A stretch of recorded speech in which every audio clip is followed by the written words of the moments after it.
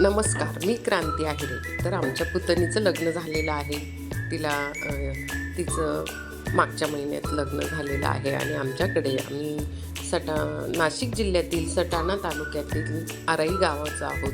आणि आमच्या गावाकडे जी पद्धत आहे की लग्न झाल्यानंतर वाहिनींना मुलगी जिथे दिलेली असते त्या वाहिनींना मांडव परतनी, याला मांडव परतनी असं म्हटलं जातं. आणि मांडव परतनीला बोलवलं जातं आणि मांडव परतनीला बोलवलं जातं म्हणजे त्यांना मुलीचं म्हणजे ज्या मुलीच्या सासवा असतात त्यांना घरदार दाखवलं जातं. तर त्याच्यासाठी आम्ही सगळ्या भाऊबंदकीतल्या जेवढ्या जावा होतात त्या ज्या मुलीचं जे घर असतं म्हणजे जी नवरी होती ती आमची पुतणी म्हणजे जे घर होतं, तर त्या ठिकाणी त्या मांडव परतनीचा कार्यक्रम असतो. मुलीच्या घरी मुलीच्या सासवा येतात.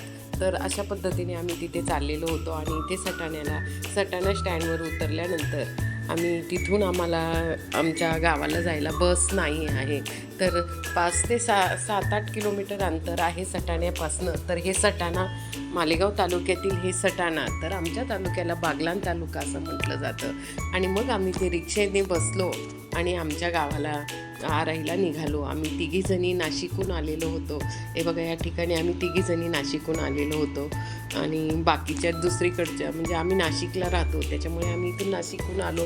बाकीच्या गावावरच राहतात तर तिथे गावात आता आमच्या आमच्या गावाचं जिथून आहे तर रस्त्यावरच मालेगाव सटाणा रस्त्यावर हायवेवरच आहे आणि तिथून मध्ये असं 2 ते 3 किलोमीटर आत जावं लागतं. आणि असं आम्ही तिथे रिक्षा करून आणि गावात गेलेलो आहोत. तर तुम्हाला आता इथून आमच्या गावाचा जो आहे याला फाटा असं म्हटलं जातं. आणि या ठिकाणी आता आमची शेती म्हणजे आमचे जे आहेत माझे जे आहेत जेठ आणि त्यांचं हे घर आहे, आमची इथे शेती आहे. आम्ही तिथे काही थांबलो नाही कारण आम्हाला वेळ होत होता आणि हे तुम्हाला दाखवलंच आहे या ठिकाणी इथे शेती आणि घर. तर असं आम्ही इथे गावात आल्यानंतर तुम्हाला इथे गावाचं दाखवणार आहे मी. या ठिकाणी बघा, इथे आमचं हे आराई गाव आहे आणि अशा कार्यक्रमाच्या निमित्ताने आम्ही सगळेजणी एकत्र जावा भेटत असतो. आणि कोणाचं लग्न वगैरे असलं गावावर तर सगळे असे 2 दिवस जात असतात. आणि छान असं छोटंसं गाव आहे आणि सुंदर सगळं व्यवस्थित असं बघा, खूप छान असं इथे शिवाजी महाराजांचा पुतळा आहे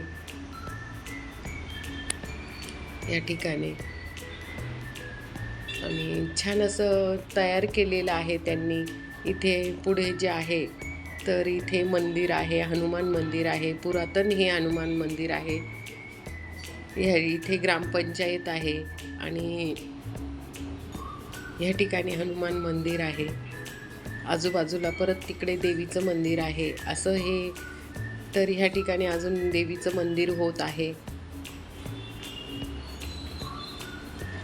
तर मी ही शूटिंग जी आहे ती रिक्षातूनच करत होती.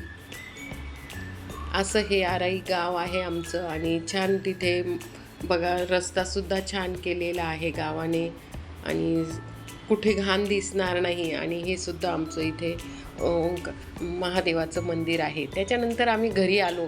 घरी आल्यानंतर अजून तर ज्या मुलीच्या वाहिनी येणार होत्या त्या आलेल्या नव्हत्या.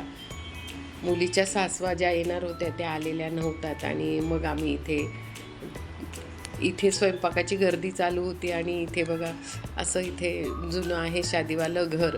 तर ह्या ठिकाणी स्वयंपाकाची गर्दी आमच्या काही जावा होत्या त्या.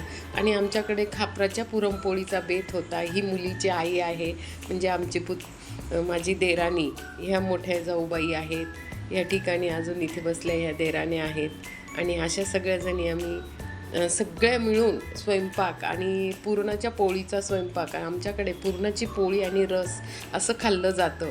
तर असा हा पुरणाच्या पोळीचा स्वयंपाक आणि तिकडच्या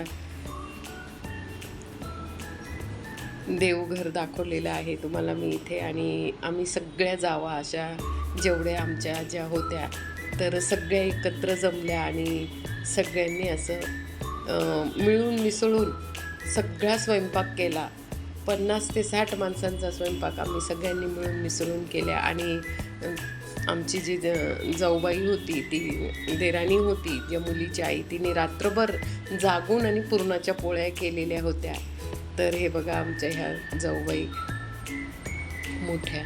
तर ती लहान आहे, ही पण लहान आहे. त्याच्यानंतर आमच्या बहिणी आल्या. तर ह्या ठिकाणी मुलीच्या सगळ्या सासवा आल्या, मावस सासवा, चुलत सासवा, अशा सगळ्या जणी आलेल्या होत्या. ह्या 19 जणी आलेल्या होत्या. आणि त्यांनी असा खाऊ आणायची जी पद्धत आहे, तर आमच्याकडे हा जो भत्ता आहे याला भातकुल असं म्हटलं जातं. तर हा भातकुल त्यांनी असा खाऊ आणला आणि सगळ्यांना बसवून आणि तो खाऊ आणि प्रत्येकीला वाटला जातो. भाऊबंदकीला तो खाऊ प्रत्येकीला दिला जातो. त्याच्यानंतर असा हा पुरणाचा स्वयंपाक केलेला होता आणि त्यांनी जेवणं केले दुपारचे, रस पुरम असं छान असं पुरणपोळीचा आस्वाद, रस आणि पुरणपोळीचा आस्वाद घेतला त्यांनी जेवणाचा.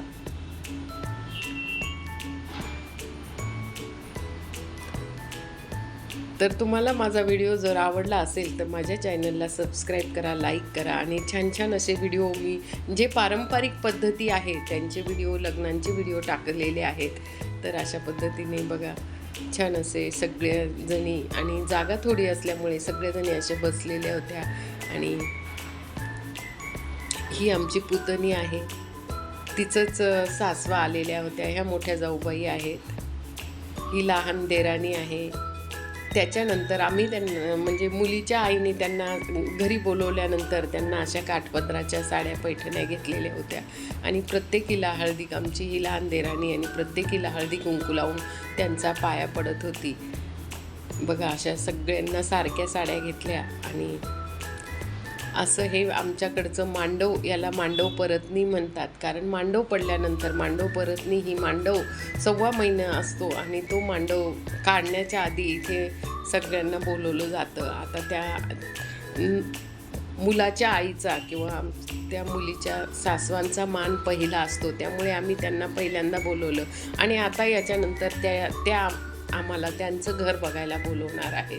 तर असे आमच्याकडचे बागलांचे असे रीती आहेत की मुलीचं लग्न झाल्यानंतर अशा रीती असे केले जातात की जेणेकरून सगळ्यांची ओळख होते आणि सगळं कुटुंब असं एकत्र आणलं जातं आणि सगळ्यांची म्हणजे दोन्ही कुटुंबाची ओळख होते. तुम्हाला व्हिडिओ आवडला असेल लाईक, शेअर, कमेंट.